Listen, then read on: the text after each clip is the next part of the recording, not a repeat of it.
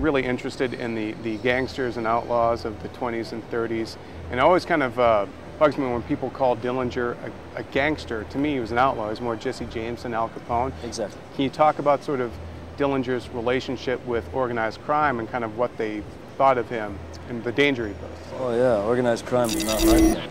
Organized crime found him a kind of wild card and potentially very dangerous to their operation. You know, Dillinger was out there, you know, owning it and kind of flying by the seat of his pants, if you will, and yeah, he was not liked in those arenas.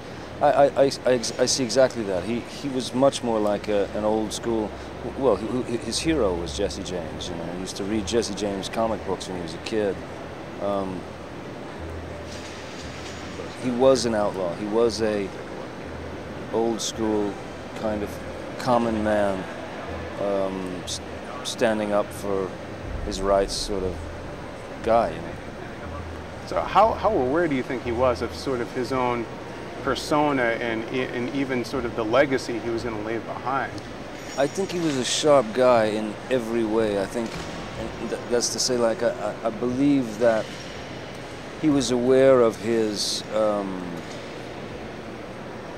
effect or his power on the people, but he was also aware of the people's power on him, and I think he made also I think he knew that the clock was ticking, and there was only going to be a certain amount of time before it was up, you know, it was up, and he'd kind of made peace with that as well. He was all right with it.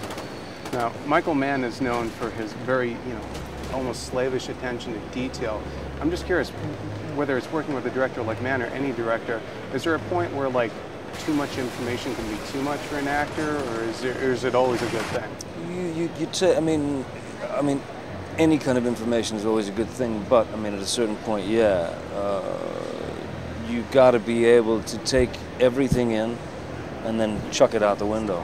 You know, throw it all away, because you're going to get in the ring, and there's going to be the possibility of chance. There's going to be, yeah, God knows what might happen during a scene. The bottom might fall out, and you got to find a new way through. And that's where magic is born. You know? They're wrapping me up, but I got to ask you, I was bummed to hear that Lone Ranger's kind of been pushed back. Is that still going to happen? Oh, I think it's still going to happen. It's just a question of, you know, you got to get the script's got to be, it's just got to be perfect, you know.